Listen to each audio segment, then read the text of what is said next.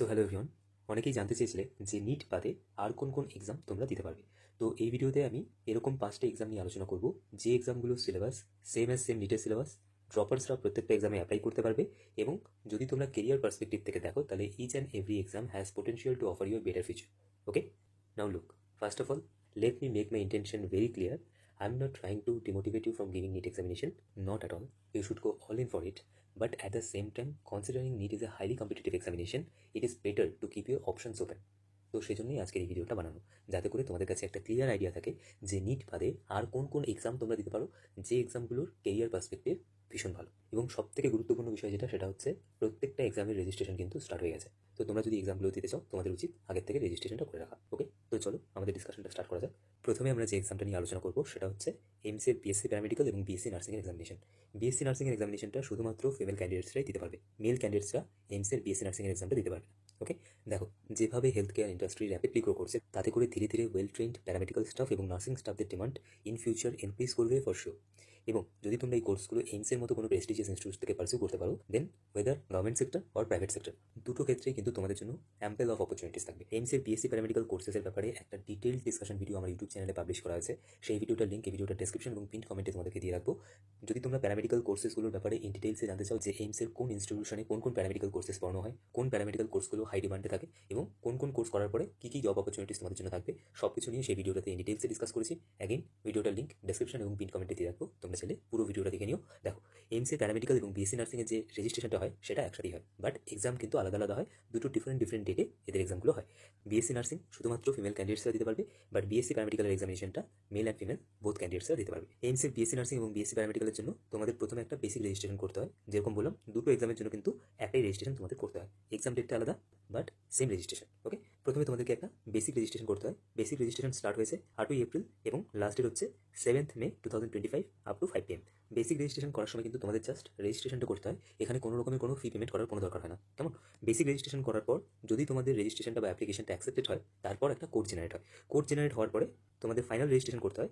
এই ফাইনাল রেজিস্ট্রেশনের সময় তোমাদের রেজিস্ট্রেশন ফিটা পেমেন্ট করতে হয়। তো তোমরা যদি বিএসসি প্যারামেডিক্যাল এবং বিএসসি নার্সিং এক্সাম দিতে চাও এইমসে, আমি তোমাদেরকে সাজেস্ট করবো তোমরা রেজিস্ট্রেশনটা করে রাখো। নিট দেওয়ার পর যদি দেখো যে তোমাদের নিট ভালো হয়েছে, তাহলে আর ফাইনাল রেজিস্ট্রেশন করার দরকার নেই, ফি পেমেন্টও করতে হচ্ছে না। কোড জেনারেশনের ব্যাপারে যেটা তোমাদেরকে বললাম সেটা হবে 17ই এপ্রিল থেকে 15ই মের মধ্যে, এবং last date of final registration and fee payment হচ্ছে 15th May 2025।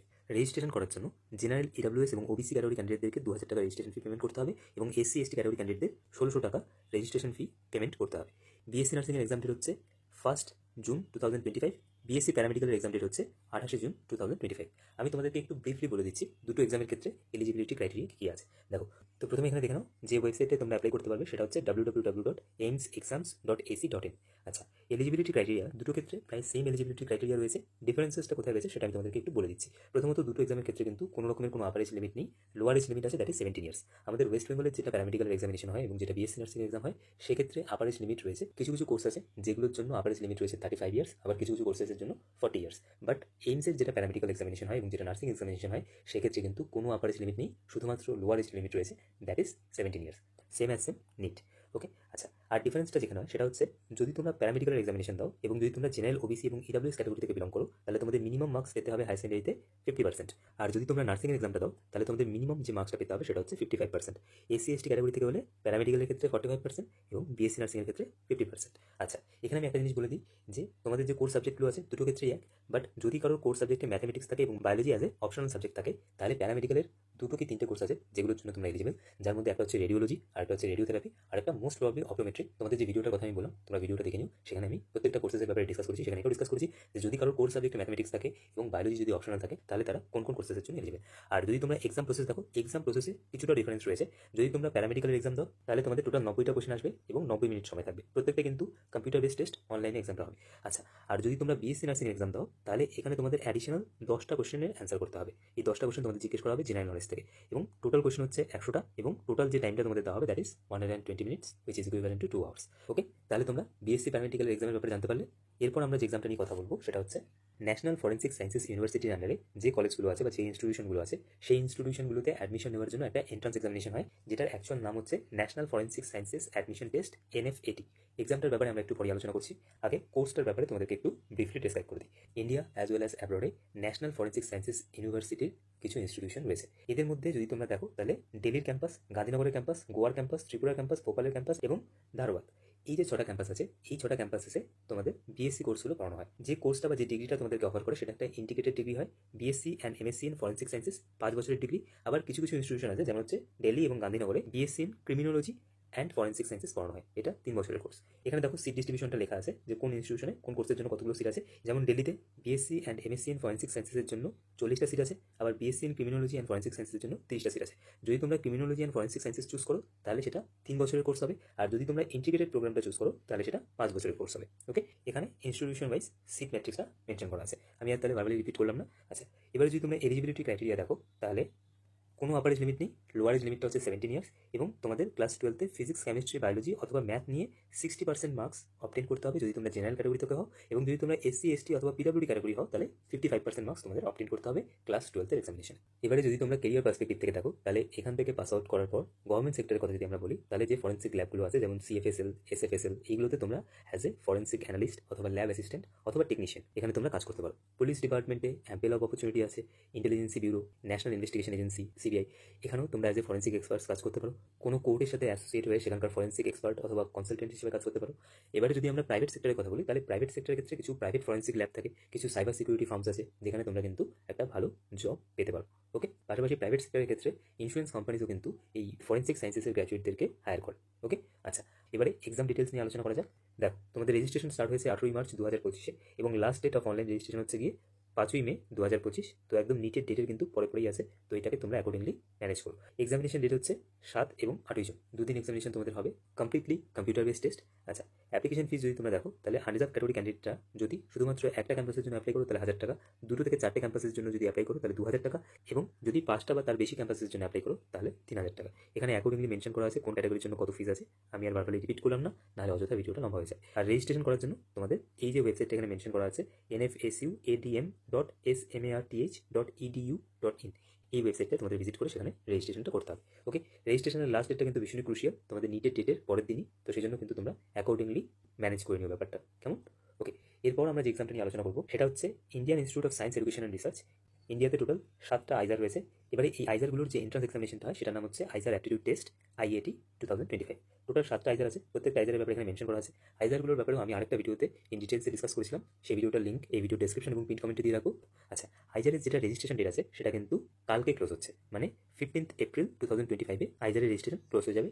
কাল রাত্রি 11টা 59 অবধি তোমরা রেজিস্ট্রেশনটা করতে পারবে। ওকে, তো যদি কেউ আইজার অ্যাপটিটিউড টেস্ট দিতে চাও প্লিজ রেজিস্ট্রেশনটা করে নিও।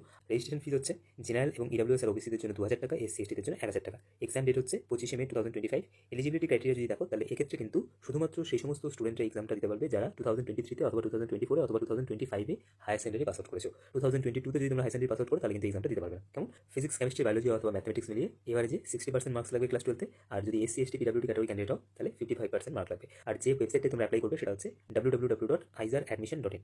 এখানে দেখো প্রত্যেকটা আইজারের নাম মেনশন করা আছে এবং কোন আইজারে কতগুলো করে সিট অ্যাভেলেবেল আছে সেটার ব্যাপারেও মেনশন করা আছে। আইজার থেকে যে কোর্সটা তোমাদেরকে অফার করে সেটা হচ্ছে 5 বছরের একটা বিএসসি এবং MSc integrated course. Physics, chemistry, biology এগুলোর উপরে জেনারেলি এই ইন্টিগ্রেটেড কোর্সগুলো অফার করা হয়। দেখো, আমি তোমাদেরকে একটা জিনিস বলে দিই, যদি তোমরা কেউ রিসার্চ ফিল্ডে তোমাদের ক্যারিয়ার বিল্ড করতে চাও, যে আমি বড় হয়ে সায়েন্টিস্ট হবো, তাহলে তোমাদের জন্য দি বেস্ট ইনস্টিটিউশন হচ্ছে আইজার। আইজার থেকে যারা পড়াশোনা করে জেনারেলি দেখা যায় তারা সবাই লাস্টে রিসার্চ ফিল্ডেই যায়, কেননা এখানে যখন তোমরা পড়াশোনা করবে তখন তোমাদের প্রফেসররাই তোমাদেরকে ইন্সপায়ার করবে যে তোমরা ফার্দার পিএইচডি পার্সু করো। ফার্দার যদি তোমরা রিসার্চ ফিল্ডে তোমাদের ক্যারিয়ার বিল্ড করতে চাও then this will be the best option for you. Okay, এরপর আমরা ডিসকাস করবো নেক্সট এক্সামটা নিয়ে, National Entrance Screening Test for National Institute of Science Education and Research. NISER ইন্ডিয়াতে একটাই আছে, এটা নাইজারের ক্যাম্পাস। নাইজার ইন্ডিয়াতে একটা আছে, দ্যাট ইজ ইন ভুবনেশ্বর। আরেকটা ইনস্টিটিউশন আছে যে ইনস্টিটিউশনটাতেও তোমরা এক্সামটার মাধ্যমে অ্যাডমিশন নিতে পারবে, সেটা হচ্ছে university of Mumbai, department of atomic energy, CBS. Again further যদি তোমরা পিএইচডি করতে চাও এবং রিসার্চ ফিল্ডে তোমাদের ক্যারিয়ার বিল্ড করতে চাও then this will be also your best option. যেহেতু এই নাইজারটা ভাবা অ্যাটমিক রিসার্চ সেন্টারের সাথে অ্যাসোসিয়েটেড, সেই জন্য কিন্তু অনেক সময় দেখা যায় যে এখান থেকে ডিরেক্টলি ভাবা অ্যাটমিক রিসার্চ সেন্টারে তোমাদের অ্যাজ এ জুনিয়র সায়েন্টিস্ট বা অ্যাজ এ সায়েন্টিস্ট রিক্রুট করে। ওকে, এখানে দেখো ক্যাটাগরি ওয়াইজ এবং ইনস্টিটিউশন ওয়াইজ কোন ক্যাটাগরির জন্য কতগুলো সিট অ্যাভেলেবল আছে সেটা মেনশন করা আছে। নাইজারের যেটা স্ক্রিনিং টেস্ট হয় নেক্সট, সেটা রেজিস্ট্রেশনের ডেট হচ্ছে 17 ফেব্রুয়ারি থেকে স্টার্ট হয়ে গেছে এবং চলবে 9 মে অবধি। ওকে, তো তার আগে তোমরা তোমাদের রেজিস্ট্রেশনটা করে দিও। রেজিস্ট্রেশন ফি হচ্ছে জেনারেল, ইডব্লিউএস এবং ওবিসি ক্যাটাগরি ক্যান্ডিডেটদের জন্য হচ্ছে 1400 টাকা, এবং ফিমেল, এসসি আর এসটি ক্যাটাগরি ক্যান্ডিডেটদের জন্য হচ্ছে 700 টাকা।